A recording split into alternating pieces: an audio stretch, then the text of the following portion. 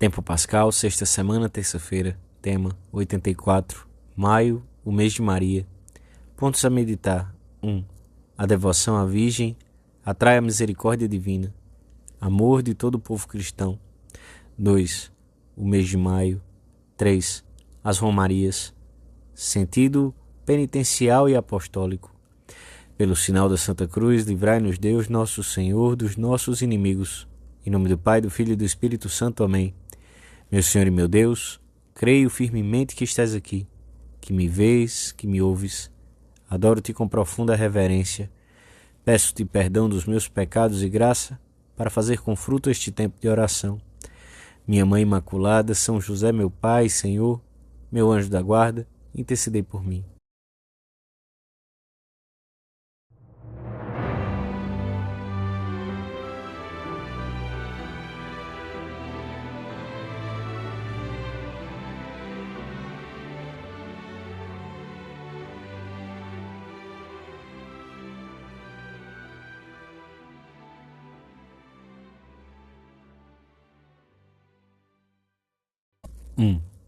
Mês de sol e de flores, mês de Maria, coroando o tempo pascal.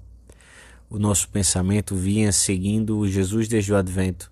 Agora que a paz, que é consequência da ressurreição, reina no nosso coração, como não nos dirigirmos àquela que nos trouxe?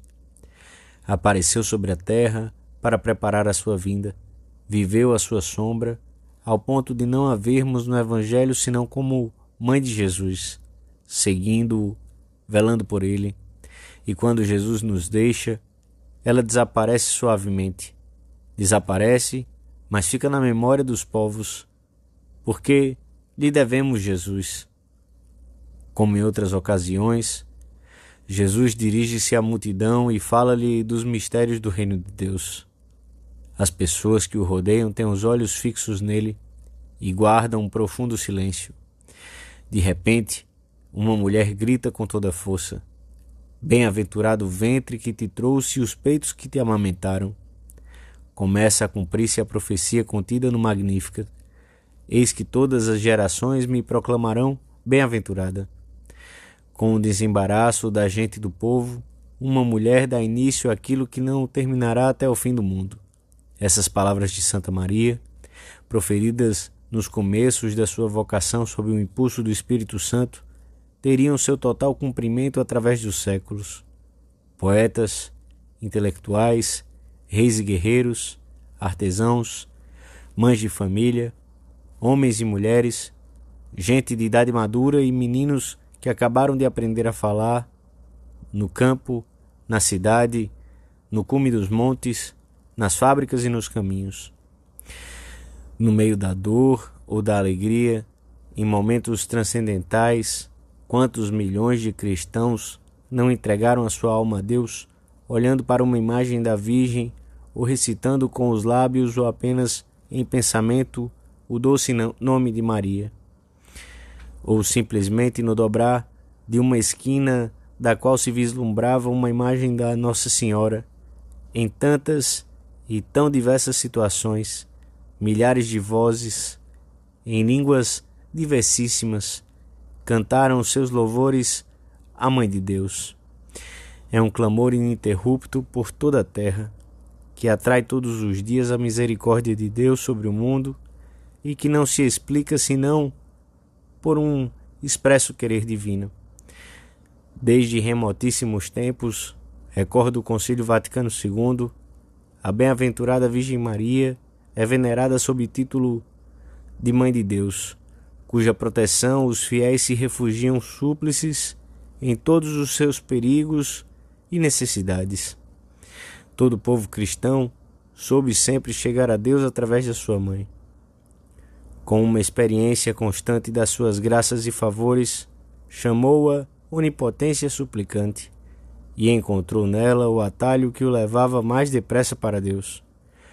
O amor inventou numerosas formas de tratá-la e honrá-la, e a Igreja fomentou e abençoou constantemente essas devoções como caminho seguro para chegar até o Senhor, porque Maria é sempre caminho que conduz a Cristo.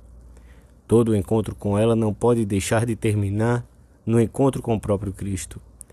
E o que significa o contínuo recurso a Maria, se não procurar entre os seus braços, nela, por ela e com ela, a Cristo nosso Salvador?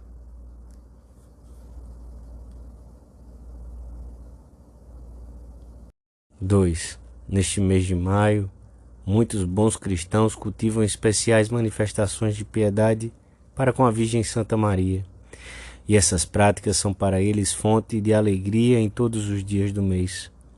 Seguem de perto a recomendação do Concílio Vaticano II.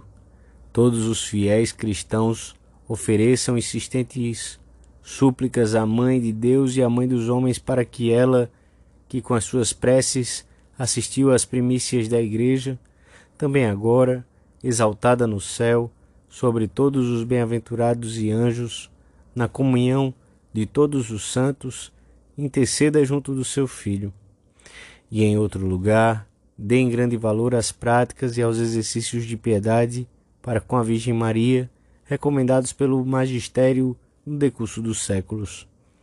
A devoção à Virgem no mês de maio nasceu do amor que sempre procurou novas formas de exprimir-se e da reação contra os costumes pagãos que existiam em muitos lugares no mês das flores.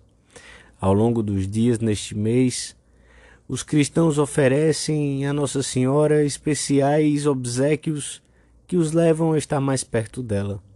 Romarias, visitas a alguma igreja, a ela dedicada, pequenos sacrifícios em sua honra, horas de estudo ou de trabalho bem acabado, mais atenção na recitação do terço. Surge assim em nós, de forma espontânea e natural, o desejo de procurar a intimidade com a Mãe de Deus, que é também Mãe Nossa, de conviver com ela, como se convive com uma pessoa viva, já que sobre ela não triunfou a morte. Antes, está em corpo e alma junto de Deus, junto de seu Filho, junto do Espírito Santo. Como se comporta um filho ou uma filha normal com sua mãe? De mil maneiras, mas sempre com carinho e confiança. Com um carinho que em cada caso fluirá por condutos nascidos da própria vida, e que nunca são uma coisa fria, mas costumes íntimos de lá.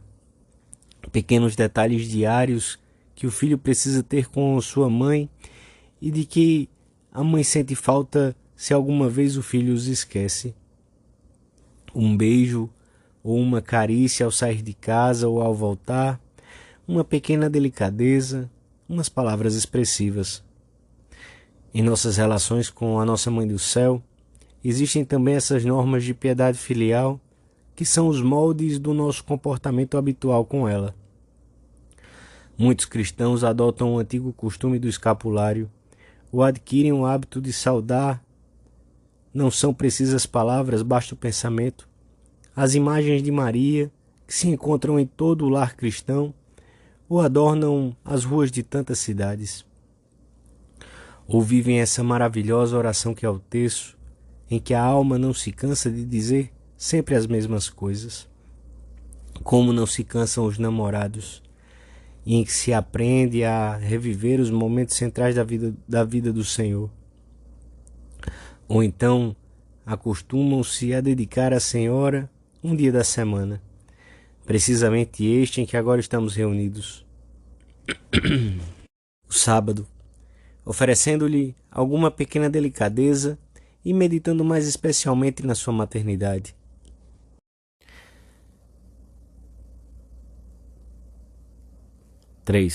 Uma manifestação tradicional de amor à Nossa Mãe é a romaria a um santuário ou ermida de Nossa Senhora.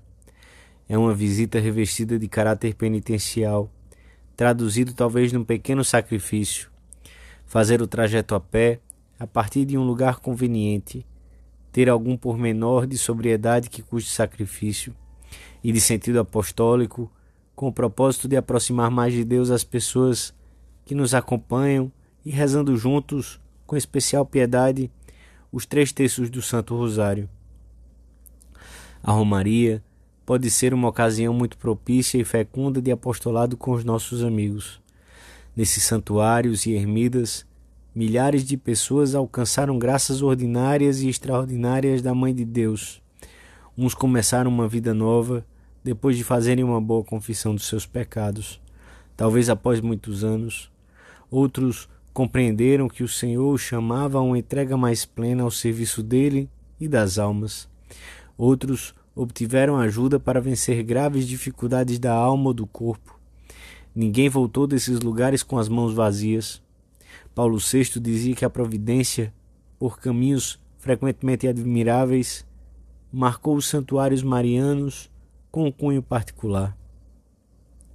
As pessoas acorrem a estes lugares pequenos ou grandes em que há uma presença especial da Virgem, para dar-lhe graças, para louvá-la, para pedir-lhe e também para começar uma vida nova depois de terem vivido talvez longe de Deus. Porque, como diz João Paulo II, a herança de fé mariana de tantas gerações não é nesses lugares marianos mera recordação de um passado, mas ponto de partida para Deus. As orações e sacrifícios oferecidos, o palpitar vital de um povo que manifesta diante de Maria os seus seculares gozos, tristezas e esperanças, são pedras novas que elevam a dimensão sagrada de uma fé mariana. Porque, nessa continuidade religiosa, a virtude gera nova virtude, a graça atrai graça.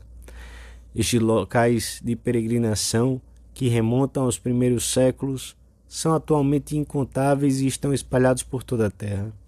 Foram fruto da piedade e do amor dos cristãos à sua mãe através dos séculos. Preparemos nós a romaria na nossa oração, com sentido apostólico, com sentido penitencial, que facilita a oração e a eleva com maior prontidão a Deus, e com uma grande devoção mariana que se há de manifestar nesse dia pela recitação cheia de piedade do Santo Rosário. Não esqueçamos que assim estaremos cumprindo a profecia feita um dia por Nossa Senhora. Eis que todas as gerações me proclamarão bem-aventurada. Não nos esqueçamos também de ter, durante todos os dias deste mês, especiais demonstrações de amor para com nossa Mãe.